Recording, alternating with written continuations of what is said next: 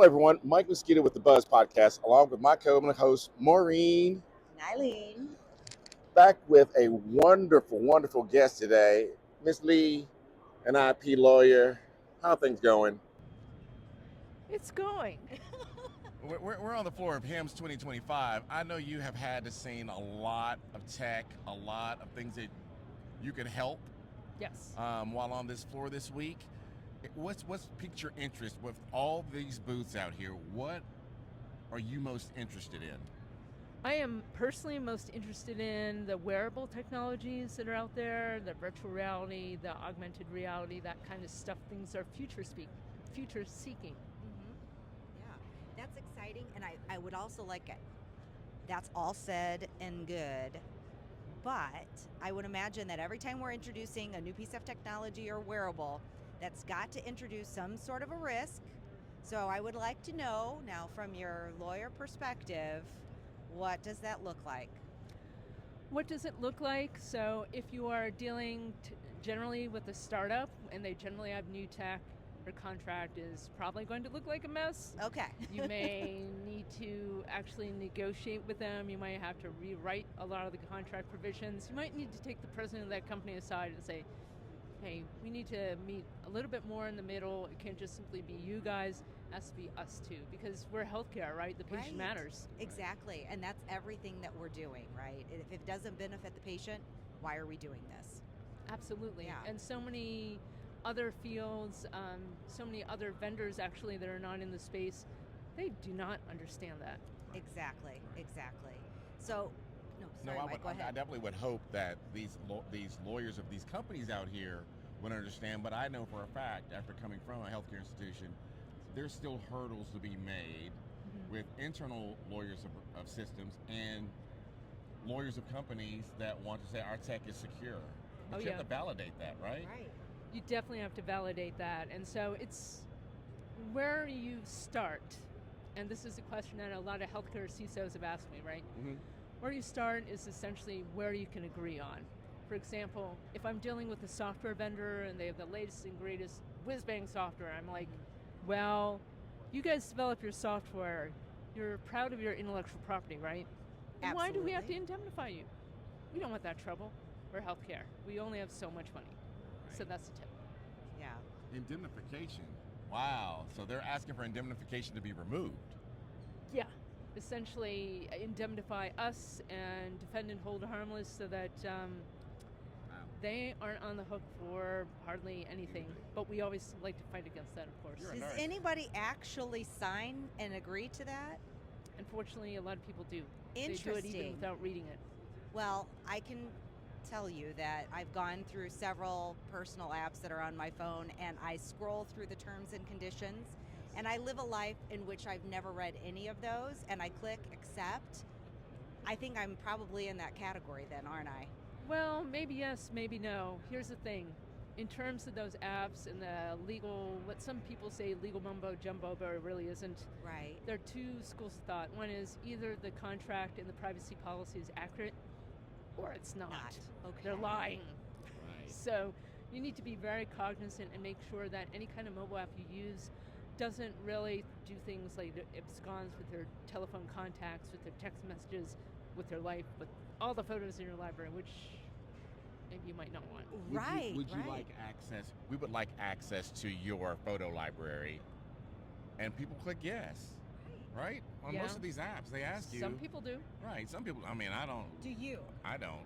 I just simply either say no or only selected. Limited, selected. okay. I use a selected That's good. feature. Yes, That's good. exactly. I do use a select. It is a pain in the butt, but It is, because when, Right. when you want to use the app again, you've got to go back in and you've got to go back and select more pictures if you want to give them access to it.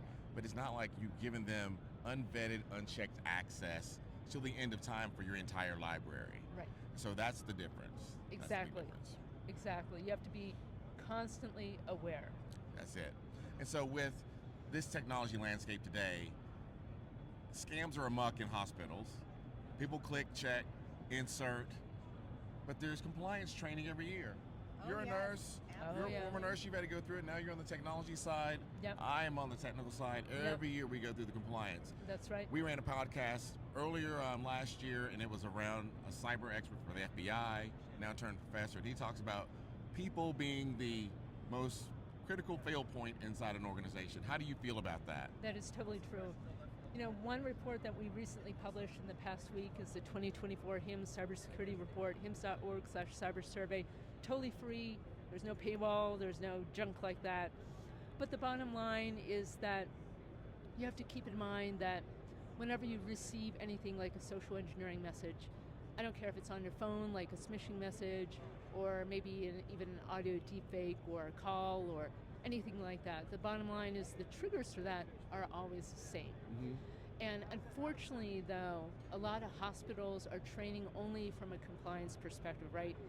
Yeah, I put my people through security awareness training, Mm-hmm.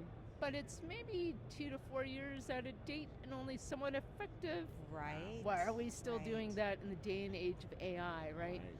So the more effective training that some hospitals are doing actually is as to the psychology of getting phished of social engineering. And essentially, you know this more than anyone having been a nurse, in order to protect the patient, you really need to protect that data.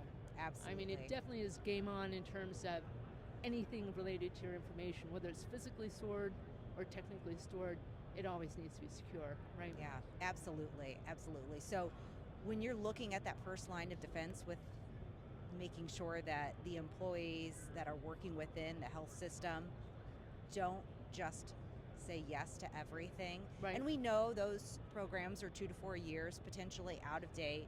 What do we need to be doing differently? Because that's, at the end of the day, we've got to address that psychology portion of it.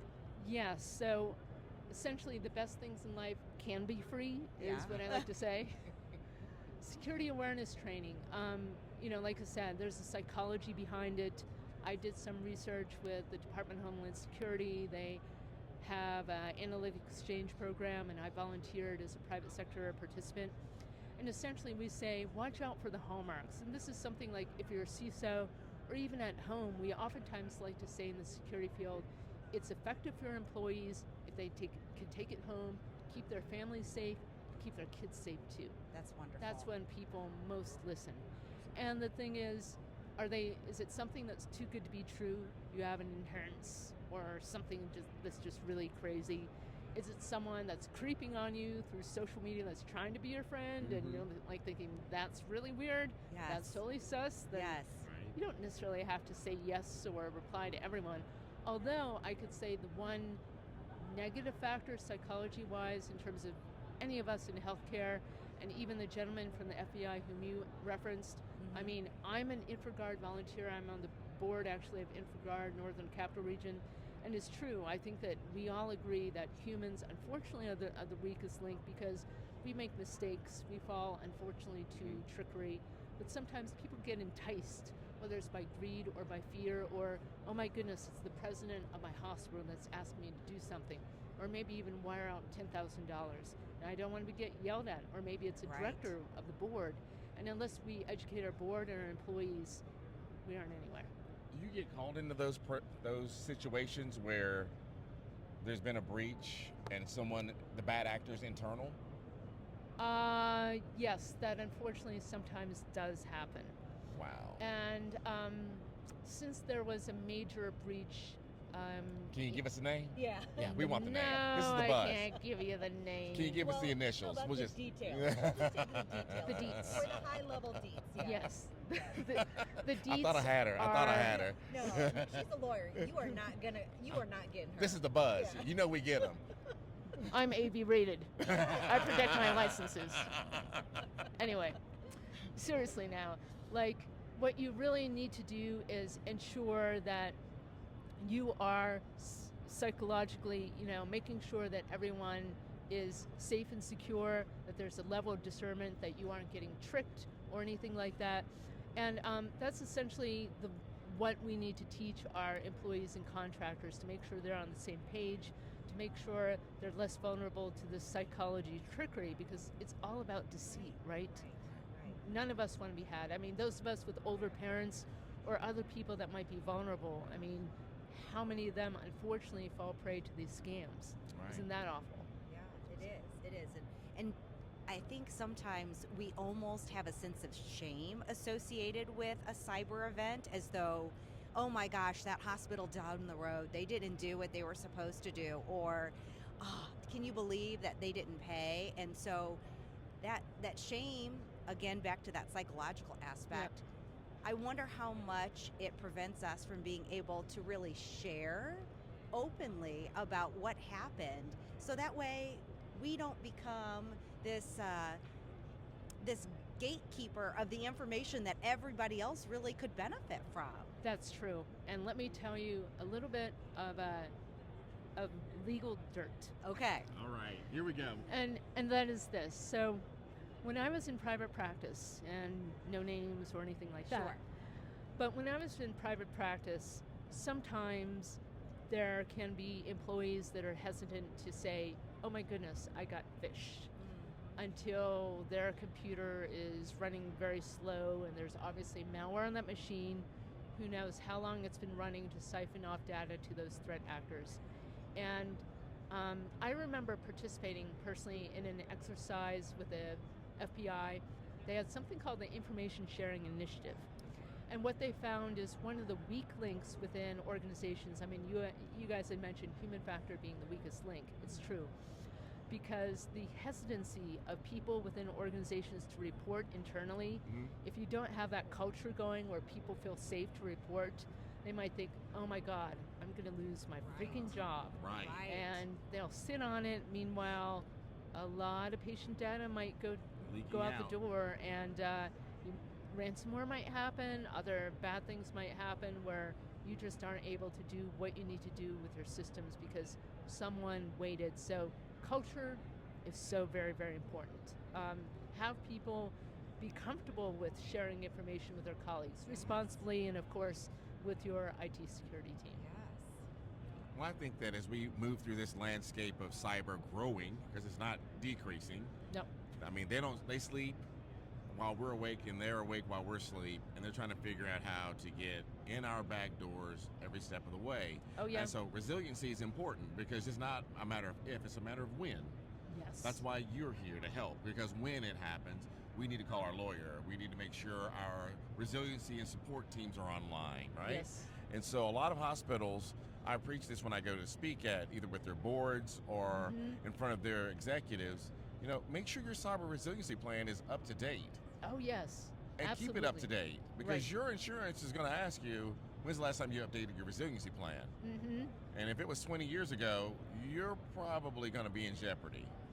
And Mike, you have a great point in terms of cyber liability insurance, which is to say there have been a number of studies that have been done that not individuals, companies, hospital institutions, Right. everyone who has cyber liability insurance necessarily, in order to even qualify for that and get the coverage, you need to do the risk assessment and have reasonable security.